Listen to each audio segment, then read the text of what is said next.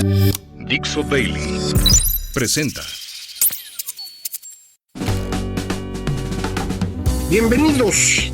Esto es Fuera de la Caja. Yo soy Macario Schettino y le agradezco mucho que me escuche en esta revisión de lo ocurrido en la semana que terminó el día 4 de mayo.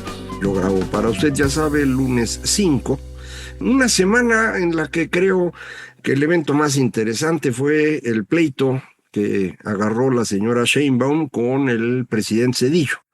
Zedillo publicó el lunes en Letras Libres un artículo en el que amplía un poco la conferencia que había dictado en septiembre pasado aquí en México, en donde pues reclamaba la destrucción del poder judicial y de la democracia en México. Ese mismo día, lunes, Nexos publicó una entrevista con él que dice más o menos lo mismo. Y pues la presidenta se enojó por lo que dice y le reclamó, como acostumbran en este gobierno, por ser quien es, no por lo que dijo, sino porque es Zedillo. Y Zedillo pues fue presidente y él pues es el culpable de Fobaproa y él fue el que cambió a la corte y la hizo a su antojo. Son descalificaciones, como dicen los que se dedican a esto, ad hominem, o sea, contra la persona y no contra el argumento.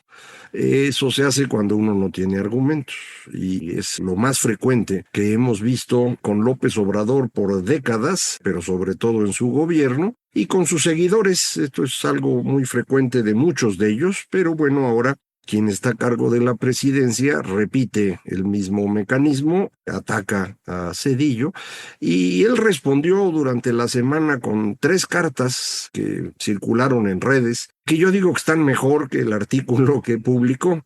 El artículo pues es un poquito farragoso, repite muchas cosas del viejo nacionalismo revolucionario que es propio de los participantes del PRI, algo que ya sabe usted yo no comparto. Entonces, bueno, esa parte no me gusta mucho, pero pues lo relevante de lo que él dice es que la reforma que él impulsó a la Suprema Corte abría la posibilidad de construir un Estado de Derecho en forma en México. Y creo que tiene razón.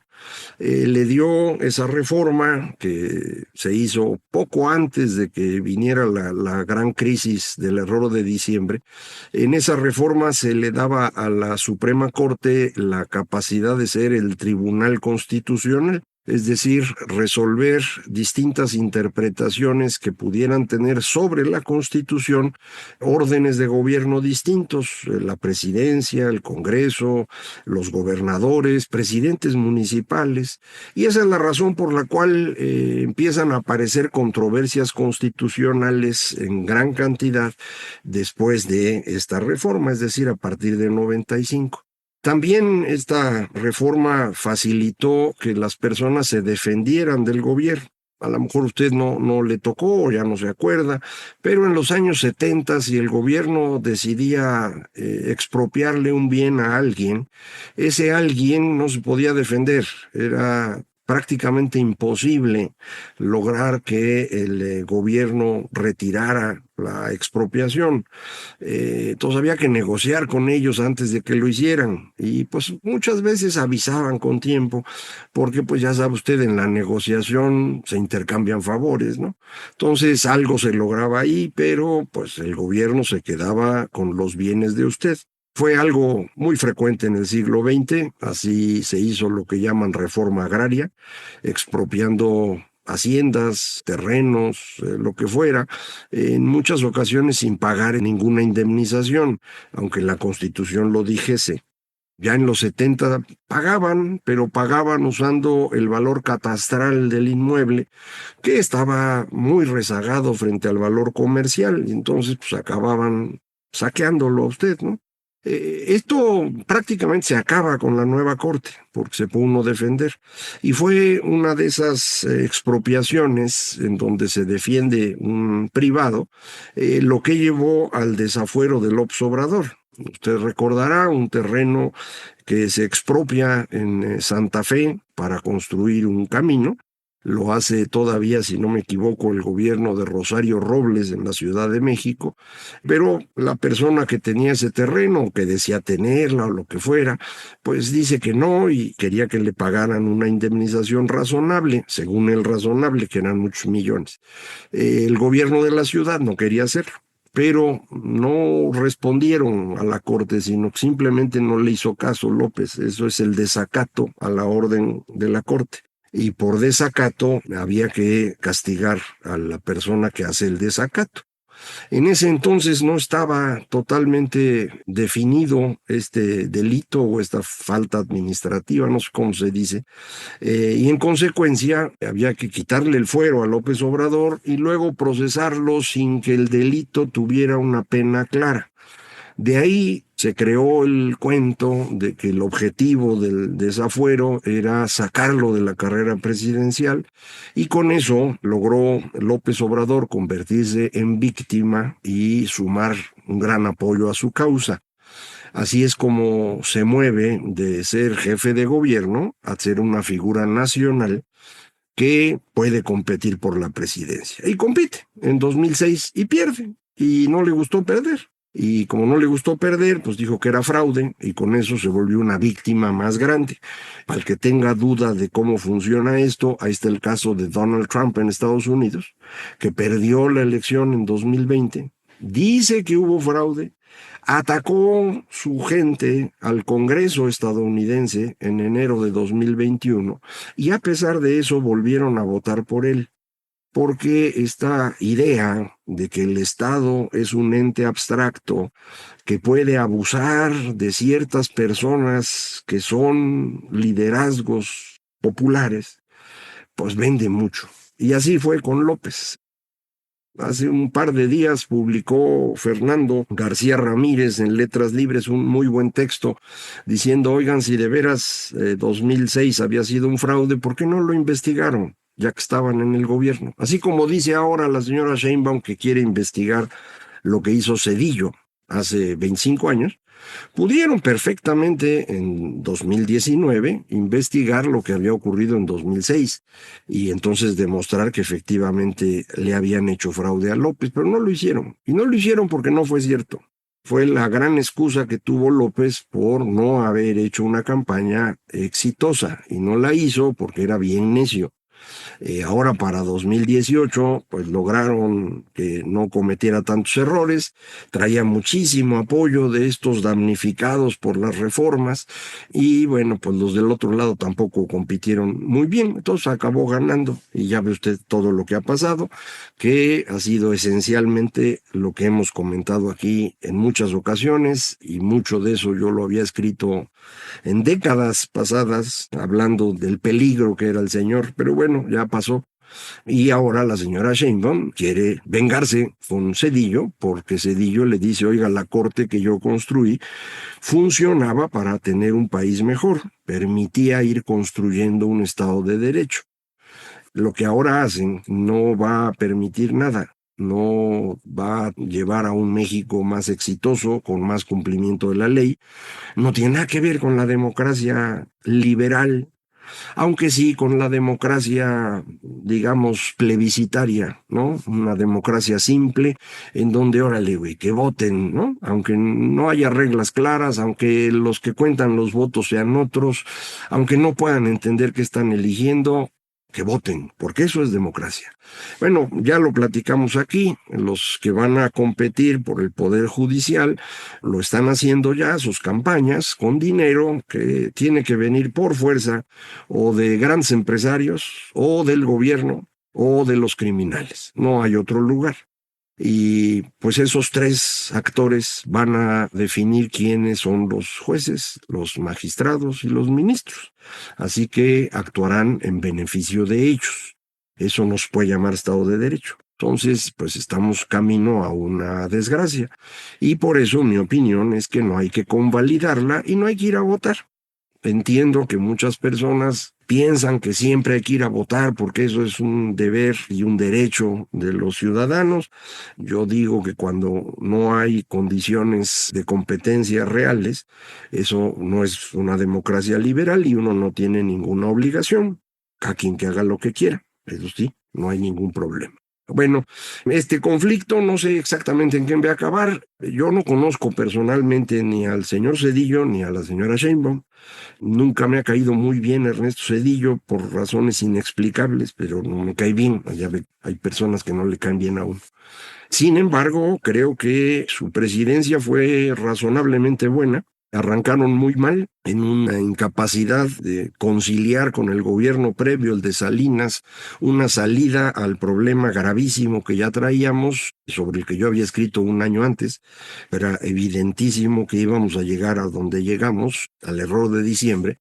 Entonces sabía, pero no pudieron encontrar cómo ponerse de acuerdo. Llega el error, viene una pérdida brutal de confianza en el gobierno mexicano y pues nos tuvieron que rescatar en una combinación del Fondo Monetario Internacional, en Banco Internacional de Pagos, el presidente Clinton con ese dinero que tiene en Estados Unidos el presidente para cosas muy raras como defender al dólar y cosas por el estilo. De ahí nos prestó el dinero y a cambio nos pidieron las facturas petroleras, es decir, había que respaldar el pago con lo que México exportaba de crudo. Por esa razón se tuvo que presionar el manto petrolero que se llama Cantarell, sacar petróleo demasiado rápido con métodos no muy brillantes y se nos quedó ahí un cacho del petróleo que se perdió. Pero era lo que hicieron en ese momento. Entonces tiene su lado bueno, se logró controlar la crisis, tiene su lado malo, perdimos una parte de riqueza por hacerlo mal. A la hora que se tienen que aplicar las medidas para resolver la crisis, que incluyen un menor gasto público, más impuestos y menos dinero en circulación, las tasas de interés se van a las nubes y truenan al sistema bancario, que había estado dando créditos de forma irresponsable. Entonces había que rescatar al sistema bancario. Ahí no hay excusa. Todos los países del mundo en donde ocurre una crisis financiera que lleva entre las patas al sistema bancario, hay que rescatar, punto. No hay salidas.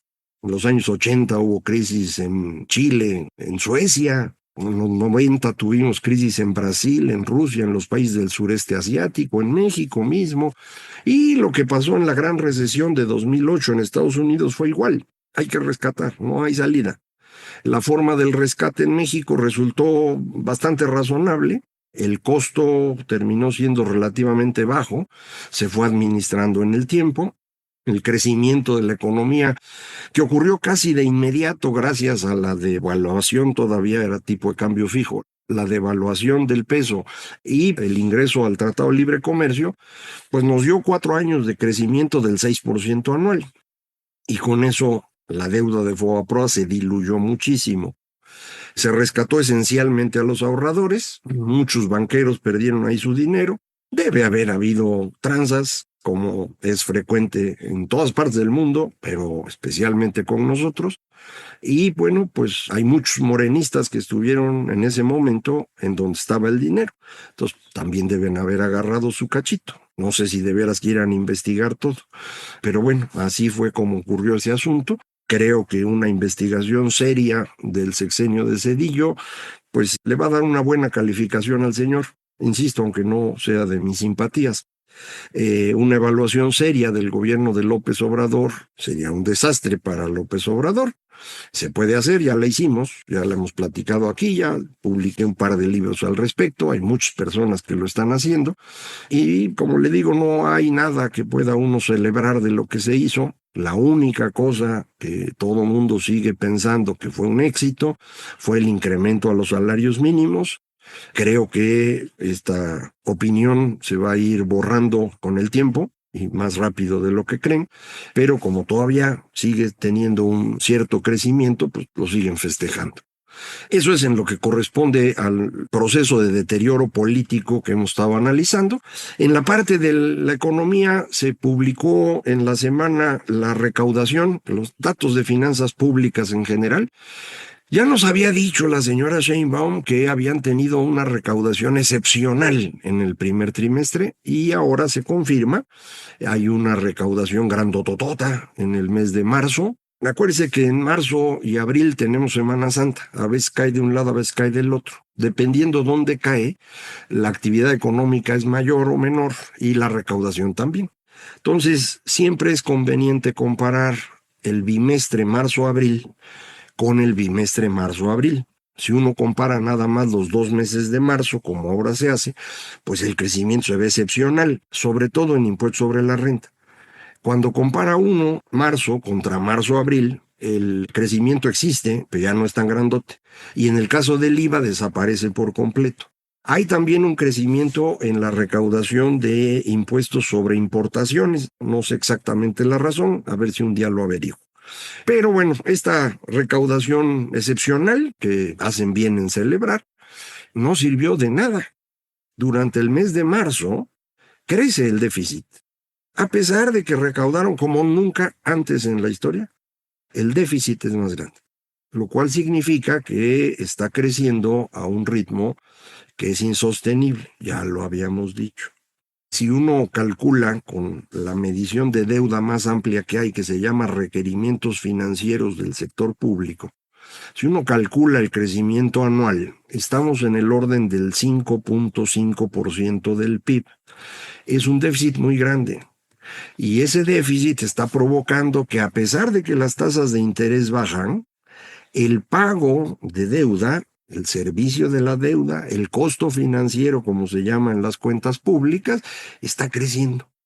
Entonces, esto es una espiral en donde tienes que contratar deuda para pagar la deuda que ya traías.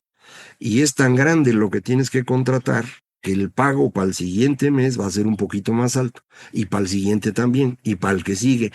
Todos aquellos de ustedes que han cometido el gravísimo error de no pagar el saldo completo en su tarjeta de crédito, saben cómo los intereses se comen todo. Pues en eso estamos, ¿no? A nivel del país entero.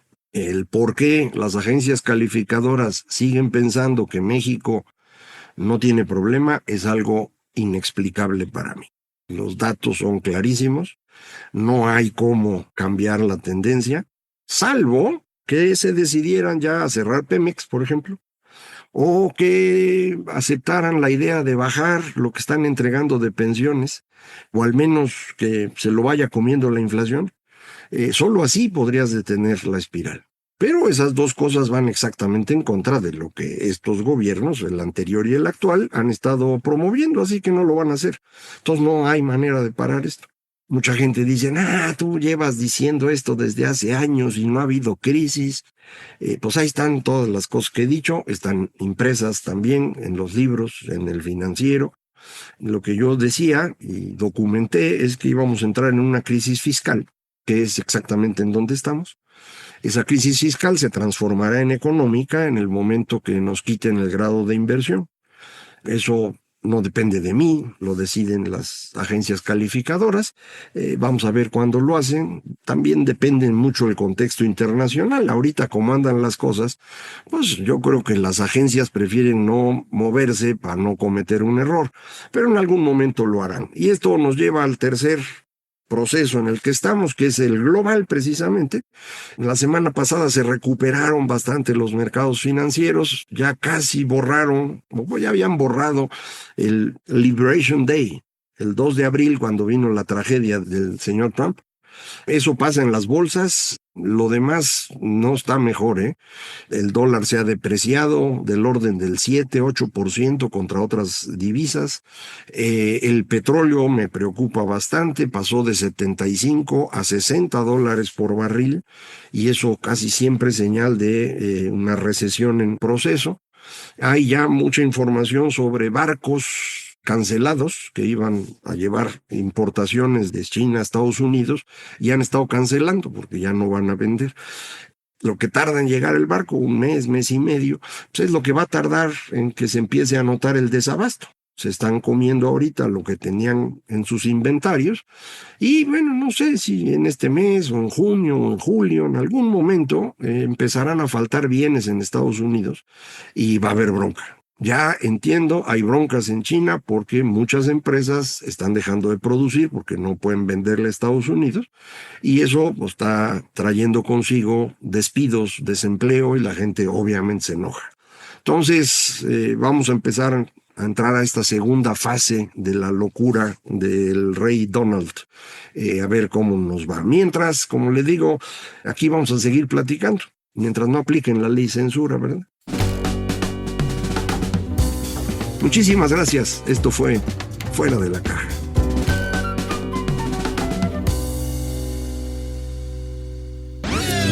Una producción de Dixo.